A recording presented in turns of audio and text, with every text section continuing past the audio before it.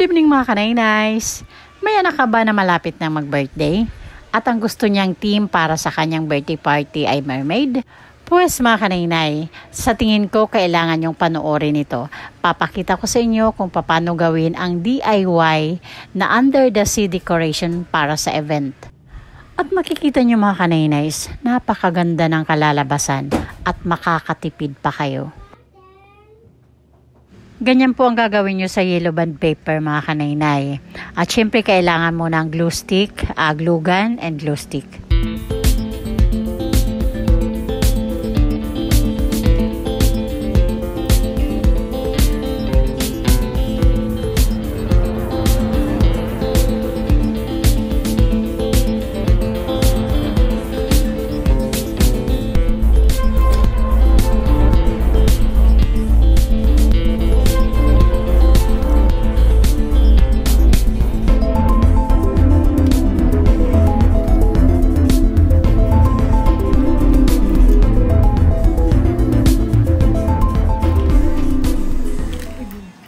At yan po ang kalalabasan mga kanainays. Lalagyan mo na lang siya ng poster paint. Ito naman ay tie wire mga kanainays. I-sprayhan mo lang ng acrylic paint.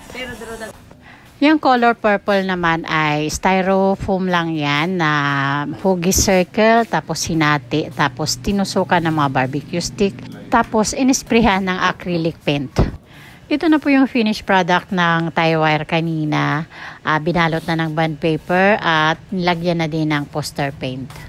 Itong star naman ay glue stick lang yan. Pwede kang gumawa ng pattern na papel. Ito naman ang paggawa ng corals. Mga karton lang yan na pinagdugtong-dugtong. Bahala ka na kung anong gusto mong shape ng corals. Yun ang gagawin mo. At pagkatapos, syempre kailangan mo talaga ng glue gun at saka glue stick para sa pagdikit ng mga crumpled bond paper dyan sa mga karton na ginawa mo. Tapos yung pagdikit mo pa ng iba pang ilalagay mo dyan. At syempre nasa sayo na rin kung gaano kalaki ng corals ang gusto mong gawin. At pag napuno mo na ng crumpled bond paper na nadikitan yung karton, ito na ang susunod mong gagawin. Dito muna siya pipinturahan ng poster paint. Iba't ibang kulay para mas lalong lumabas yung totoong kulay ng coral sa ilalim ng dagat.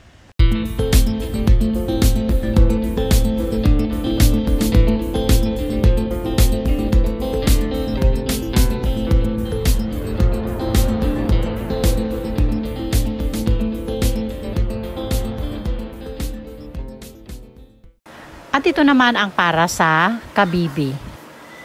Kailangan mo lang ikat yung taas ng karton para sa shape ng kabibi. At kailangan mo na din lagyan ng mga white bond paper, dikitan, yan para lumabas yung talagang shape at kulay ng kabibi. At dahil ang tubig sa dagat ay kulay asul, so dapat yung telang ilalagay mo sa mga wall ay kulay asul. At para naman sa paggawa ng octopus, yung ulo ng octopus is, ang ginamit yan is circle na pilo, pwede ring true pilo.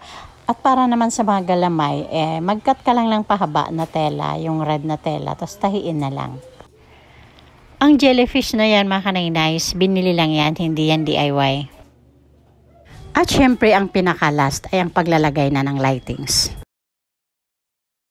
Ayan na mga kanainays, my granddaughter po, on her 7th birthday, ang aming mermaid sa bahay, si Aria Musette Condor Cardenas. Tulad ng sinabi ko mga kanainay, sa DIY, nakatipid ka na, napakaganda pa ng kalalabasan. Sa ating mga butihing sponsors, Manetiri Anderson, Ma'am Beth Jones, Ma'am Marcelina, Ma'am Annie Haramilia, Sangkaid na Malinaw, Ma'am Joveta Bilesa Tejero, Ma'am Hayats, Ma'am Selina Barbosa, Miss Kayabyab, Miss Irene Besuelan, Ma'am Hawaii, Ma'am Janet Galvan Salazar, Ma'am Okidoki ng London, Ma'am Ima Vlogs, Ma'am Faye Velasco, and Rose Aguirre Vlogs. Ang Degree Team Morenon po ay nagpapasalamat po sa walang sawang support. Kaya po patuloy kaming nakakapaghatid ng tulong sa ating mga kababayan. Huwag po sana kayong mapagod at magsawa. Ingat po kayo lagi. Thank you so much po.